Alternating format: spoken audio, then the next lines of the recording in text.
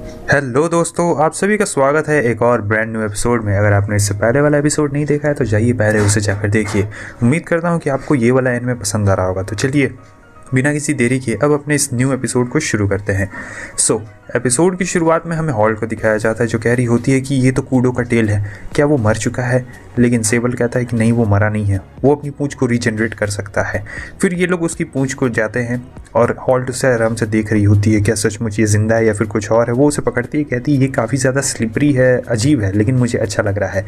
उन्हें कुछ पैरों के निशान दिखते हैं जहाँ पर वो लोग पता लगा लेते हैं कि एक तो कूड के रहते हैं, दूसरा रॉक्स का और तीसरा उस हंटर के रहते हैं, यानी विच हंटर के।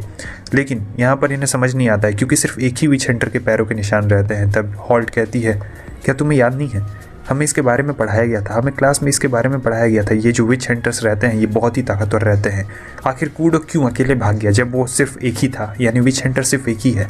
लेकिन यहाँ पर हॉल्ट को पता रहता है क्योंकि इन्हें क्लास में पहले भी पढ़ाया जा चुका रहता है कि जो विच हंटर्स रहते हैं उनका पहले एक ऑर्गेनाइजेशन था जो बहुत ज़्यादा बड़ा था, लेकिन बाद में उस ऑर्गेनाइजेशन को डिसबैंड कर दिया गया जब विचेस दुनिया में इज्जत सम्मान पाने लगी तब। लेकिन अभी भी उस ग्रुप में कुछ लोग ऐसे हैं जो बिना ग्रुप के ही ऐसे ही मारने चले जाते हैं क्योंकि उन्हें विच से बहुत ज़्यादा नफरत रहती है। अब इन लोग को लग रहा होता है कि कूडो की जान तो खतरे में पड़ चुकी है, इन लोग को किसी न किसी तरीके से उसे बचाना पड़ेगा। वो ऑर्गेनाइजेशन बहुत ज़्यादा ही खतरनाक है, मुझे लगता है कि हमें यहाँ से भाग जाना चाहिए। इधर हमें कूडो को दिखाया जाता है जो कि आराम से पेड़ पर बैठा हुआ रहता है, बाल ये बच चुका रहता है उनसे, सोच रहा होता है कि चलो अब जल्द से जल्द यहाँ से निकल जाया जाए।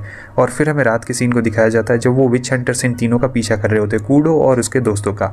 तब इसके दोनों दोस्त काफ़ी डर चुके रहते हैं और कह रहे होते हैं कि अब हमें क्या करना चाहिए। लेकिन कूडो को पता रहता है कि ये विच हंटर्स काफ़ी ताकतवर है, इसलिए वो अपने दोस्तों को बुरा भला कहता है और कहता है कि तुम में ज़रा भी हिम्मत नहीं है, तुम लोग अपने आप को विच हंटर्स कहते हो।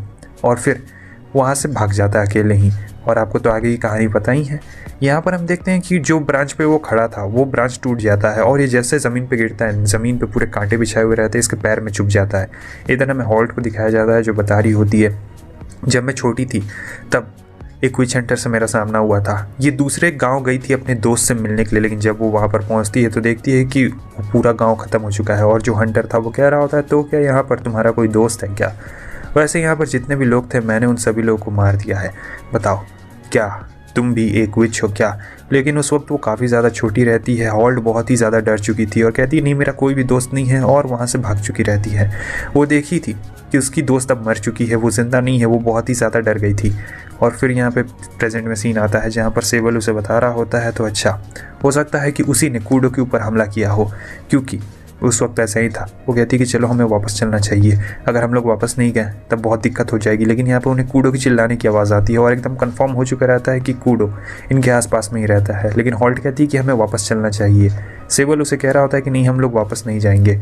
लेकिन वो कहती है कि अगर प्रोफेसर ने हमें देख लिया, प्रोफेसर यानी रॉक्स ने हमें देख लिया, तो वो हम पे गुस्सा करेगी। सेबल कह रहा होता है कि क्या अगर तुम्हारी दोस्त उस वक्त ज़िंदा रहती तो क्या तुम उस जगह से भाग जाती? क्या तुम उससे लड़ती नहीं या फिर अपने दोस्त को बचाने की कोशिश नहीं करती? तुम वहाँ से इसलिए भाग गई क्योंकि तुम्हारी दोस्त मर चुकी थी। और इधर हमें कूडो को दिखाया जाता है जिसकी हालत काफ़ी ज़्यादा ख़राब हो चुकी रहती है। वो धीरे धीरे कर आगे बढ़ता है, लेकिन रस्सी में फिर से उसका पैर गिर जाता है। वो देखता है कहीं आसपास कोई ट्रैप तो नहीं है, लेकिन तब तक वो हंटर वहाँ पर आ चुका रहता है और कह रहा होता है कि ओह, तो तुम छोटे से लिजार्ड कहीं कि मैं तुम्हें नहीं छोड़ने वाला हूँ। कूडो को इस बंदे का नाम भी पता रहता है क्योंकि ये काफ़ी ज़्यादा फेमस रहता है। कूडो जानता था कि इसके मैजिक का कुछ असर नहीं होने वाला है उसके ऊपर, लेकिन वो फिर भी इस्तेमाल करता है और वहाँ से भागने की कोशिश कर रहा होता है। यहाँ पर इसके पैर में बहुत बड़ा छेद हो चुका था उस कांटे की वजह से, लेकिन वो हंटर उसके पास आ जाता है और कहता है, ओ मेरे प्यारे लिजार्ड, तुम कहाँ इतनी जल्दी भाग रहे हो? वो अपने बड़े से हैमर से सीधे कूडो के पेट पर मारता है और ये हमला काफ़ी ज़ोरदार, वो सीधे जाकर पेड़ पे टकरा जाता है। यहाँ पर कूडो की हालत काफ़ी ज़्यादा ख़राब हो चुकी रहती है और वो हंटर कह रहा होता है कि तुम एक मेज हो, लिजार्ड मैन हो, इसका मतलब ये नहीं कि तुम ताकतवर हो। वो उसके पैर की तरफ देखता है और कहता है, अच्छा तो तुम्हारे वुंड्स पहले ही हील हो चुके हैं, यानी तुम्हें रीजनरेशन एबिलिटी है। चलो तुम्हें वापस से ले जाया जाएगा केज में और तुम्हें मस्त टेस्ट किया जाएगा। ये जैसे ही केज की बात सुनता है इसे अपना पास्ट याद आ जाता है क्योंकि पास्ट में भी इसे ऐसे ही बंधक बना के रखा गया था केज में। इसे लोग सर्कस में इस्तेमाल किया करते थे, मतलब इसके हाथ काट देते थे और फिर दिखाते थे कि देखिए सर्कस का खेल, इसकी रीजनरेशन एबिलिटी से वापस से इसका हाथ आ जाएगा। और बहुत ज़्यादा ही इसे टॉर्चर किया गया है एंटरटेनमेंट के नाम पर। वो कह रहा होता है कि नहीं, मैं वापस नहीं जाऊंगा केज में, बिल्कुल नहीं जाऊंगा, क्योंकि पहले भी बहुत सारे लोगों ने मुझे बताने की कोशिश की थी, लेकिन मैंने नहीं माना। यहाँ तक कि प्रिंसिपल ने भी इसे बताने की कोशिश की थी कि तुम रॉक्स के साथ जाओ, भले वो विच अजीब है लेकिन वो बहुत ज़्यादा ताकतवर है और समझदार है, तुम्हें उनके साथ ही जाना चाहिए। लेकिन आपको तो याद ही है, कूडो ने साफ साफ मना कर दिया रहता है उनके साथ जाने के लिए, क्योंकि वो अपने साथियों के साथ जाना चाहता था। यहाँ पर इसे बहुत ज़्यादा अफसोस हो रहा था, सोच रहा था कि मेरे जैसे बंदे को कौन बचाना चाहेगा, मेरी ज़िंदगी कुछ भी नहीं है। तो वो पेड़ के तने को पकड़ लेता है, नीचे जड़ को, कहता है कि नहीं मैं नहीं जाने वाला हूँ। लेकिन वो बंदा ज़रा भी दया नहीं करता, सीधे इसके हाथ पर अपना हथौड़ा मारता है और इसके हाथ का कचुम्बर बना देता है। लेकिन अभी भी कूडो ने हार नहीं मानी रहती है। ये अपने दांत से पेड़ को पकड़ लेता और कहता है मैं नहीं छोड़ूंगा। तब ये कहता है ठीक है, अगर मुझे तुम्हारी लाश ही ले जानी पड़ी तब भी मुझे मंजूर है, मैं तुम्हें नहीं छोड़ूंगा। वो मारने वाला रहता है, तब तक देखते हैं कि रॉक्स की आवाज़ आती है और वहाँ पेड़ पर थंडर बोल्ट गिरता है। यहाँ पर रॉक्स आ चुकी रहती है। रॉक्स कहती है क्या तुम्हें शर्म नहीं आती है, एक छोटे से बच्चे को परेशान कर रहे हो। फिर वो अपनी स्टिक को निकालती है, इसका स्टिक का नाम लूडियस रहता है, और जो लूडियस था वो एक बहुत ही खतरनाक मैजिक स्टिक रहता है, जैसा कि आप देख सकते हैं। यहाँ तक कि उस विच हंटर को भी पता रहता है कि ये लूडियस यानी ये स्टिक बहुत ज़्यादा खतरनाक है, और विच हंटर जानता था रॉक्स को। रॉक्स भी कहती है अच्छा तो ये तुम हो, वैसे चिंता मत करो, मैं यहाँ पर तुम्हें बचाने के लिए आ चुकी हूँ, मेरे स्टूडेंट और टीचर का यही काम रहता है। अब दोनों एक दूसरे के आमने सामने रहते हैं। रॉक्स बहुत ही पुरानी मेज रहती है, आपको जैसा पता है, इसके पास 300 साल का एक्सपीरियंस रहता है, इसकी उम्र 300 साल है। और वो जो विच हंटर था थोड़ा घबरा चुका रहता है, क्योंकि जो उसके पास स्टिक है यानी लूडियस, वो काफ़ी ज़्यादा खतरनाक स्टिक है और यहाँ पर इसे लड़ने में दिक्कत आ रही होती है। लेकिन अचानक से हम देखते हैं कि ये थोड़ा जोश में आ जाता है, और जो लूडियस रहती है वो बहुत ही ज़्यादा खतरनाक स्टिक थी। आप देख सकते हैं पूरा पेड़ काट चुका रहता है। लेकिन अचानक से हम देखते हैं कि इन्हें आवाज़ आती है सेबल और हॉल्ट की, जहाँ पर अब इस बंदे को मौका मिल चुका था कि वो आराम से रॉक्स को हरा सकता था।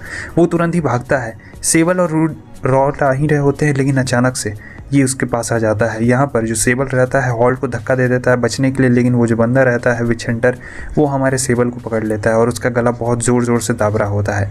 जैसे ही हॉल्ट उस बंदे को देखती है, विच हंटर को, उसकी मेमोरीज़ वापस से एकदम चल रही होती है कि कैसे उसने किया था। अब यहाँ पर वो कुछ भी नहीं कर सकती थी, क्योंकि उसका गला और उसका हाथ था।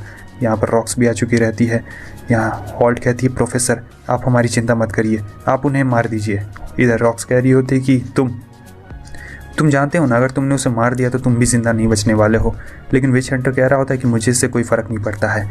देखो एक और रास्ता है, अगर तुम अपनी मैजिक स्टिक मुझे दे देती हो तो मैं इस बच्चे को छोड़ दूंगा, फिर हमारे बीच में कोई भी खून खराबा नहीं होने वाला है। देखो तुम भी जा सकते हो, तुम्हारे बच्चे भी जा सकते हैं, और मैं भी अपना चला जाऊंगा। बोलो इसके बारे में क्या ख्याल है, वरना फिर हम सभी लोग एक साथ मरेंगे। अब यहाँ पर रॉक सोचने लगती, कह रही होती कि नहीं मैं ये नेगोशिएशन नहीं करने वाली हूँ, ये नहीं हो सकता है। लेकिन फिर वो दे देती है, क्योंकि वो काफ़ी ज़ोर से उसका गला दबा रहा होता है। अब यहाँ पर वो जो विच हंटर रहता है कह रहा होता है ठीक है चलो, लगता है अब खेलने का वक्त ख़त्म हो चुका है। लेकिन हम देखते हैं कि जो हॉल्ट रहती है कह रही होती है कि नहीं आपको ऐसा नहीं करना चाहिए, आप जाइए उसे ख़त्म करिए। लेकिन वो विच हंटर कहता है कि ओ हॉल्ट कितने दिनों के बाद हम लोग मिल रहे हैं, अरे इसमें शर्माने वाली कोई भी बात नहीं है। और हमारे सेबल से कहता है कि जाओ और जाकर उस स्टाफ को ले आओ। ये एक चोगा निकालता है और कहता है कि लो इस चोगे के अंदर वो स्टाफ रहेगा तो वो एक नॉर्मल लकड़ी के सिवा और कुछ भी नहीं है, जाओ वो तुम्हारी मैजिक एनर्जी को ड्रेन नहीं करने वाला है, जाओ और मेरे लिए उसे उठा कर ले आओ।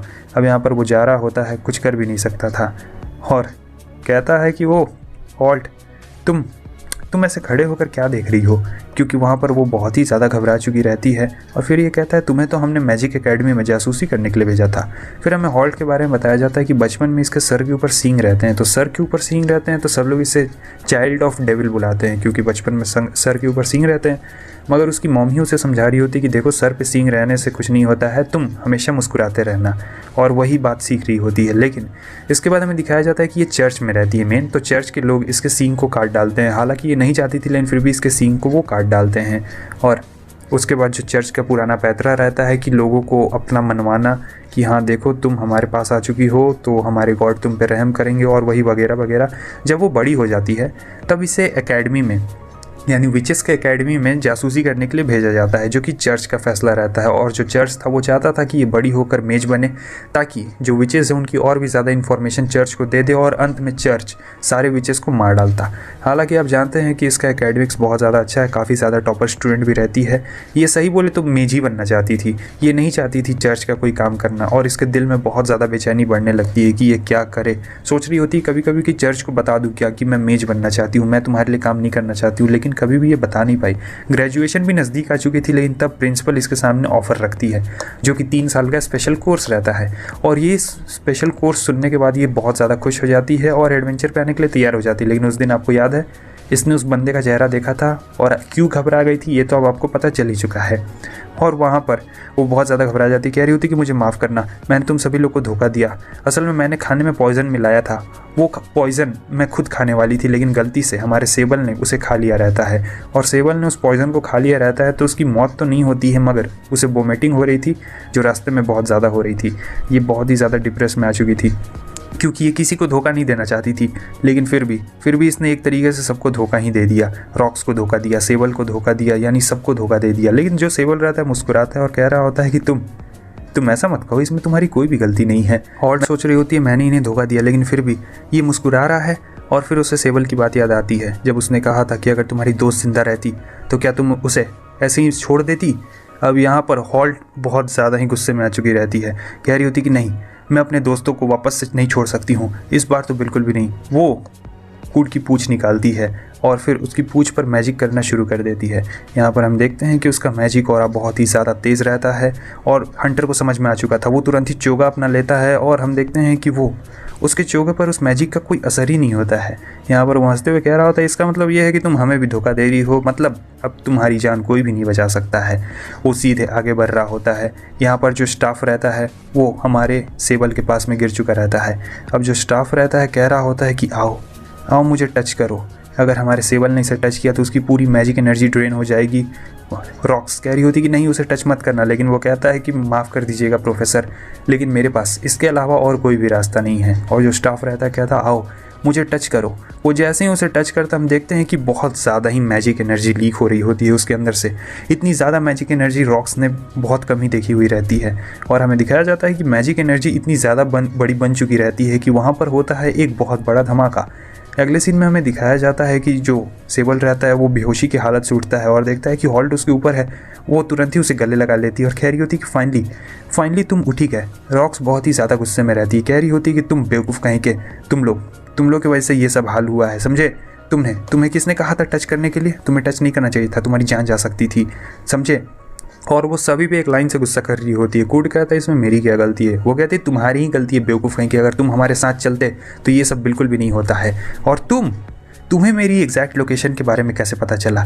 तुम लोग की मैजिक एनर्जी कुछ ज़्यादा ही बढ़ गई है, हाँ, तो मेरी रिस्पॉन्सिबिलिटी भी ज़्यादा बढ़ गई है। तुम लोग बहुत ही बदमाश हो। और फिर अपने स्टाफ को भी सुना रही होती है, यानी अपने डंडे को, कि तुम्हारी इतनी हिम्मत, तुमने उसे मजबूर क्यों किया तुम्हें छूने के लिए। और फिर अब ये लोग आ जाते हैं सारी लड़ाई झगड़े के बाद, जहाँ पर हमें ये बताती है रॉक्स कि जो सेबल है उसकी मैजिक एनर्जी बहुत ज़्यादा है, मतलब इन्फिनिटी है, इसलिए वो अपने मैजिक को कंट्रोल नहीं कर पाता है। यहाँ तक कि इसका जो स्टाफ है वो उसका भी पेट अब भर चुका है, मतलब इतना पुराना है फिर भी इतना ज़्यादा मैजिक एनर्जी उसे मिल चुका है कि उसका पेट अब पूरी तरीके से भर चुका था। और चलो अब कोई दिक्कत नहीं, डांटने से कोई फ़ायदा भी नहीं होने वाला है। लिज़ार्ड मैन कहता है कि मैं चला जाऊंगा, लेकिन वो कहती है तुम कहीं नहीं जाने वाले हो, मेरे साथ चलोगे तुम, समझे, कुछ ज़्यादा नहीं करने वाले हो। वो कहता है कि आप मेरे बहुत ज़्यादा नज़दीक है। वो कहती है चुप रहो वरना मारूंगी एक डंडा। अब यहाँ पर कूड कह रहा होता है, कूड लिज़ार्ड मैन एक ही है, कि मेरी पूँछ कहाँ पर है। तब हॉल्ट बताती है वो तुम्हारी पूँछ। असल में बात ऐसी है कि मैंने उसे मैजिक के लिए इस्तेमाल कर दिया। वो कहता है कि क्या तुमने मेरी पूंछ का इस्तेमाल कर दिया? अब पता नहीं पूंछ वापस से आएगी या फिर नहीं आएगी। तो दोस्तों ये एपिसोड तो ख़त्म हो जाता है, लेकिन इसके बाद वाला जो एपिसोड है बहुत ही ज़्यादा कमाल का एपिसोड है। तुम लोग उसे देखना ज़रूर और कमेंट करके बता देना कि तुम लोग को एपिसोड कैसा लगा। वीडियो को शेयर कर देना, लाइक कर देना, चैनल भी नहीं हो तो सब्सक्राइब करना बिल्कुल मत भूलना। नेक्स्ट एपिसोड में बाय बाय।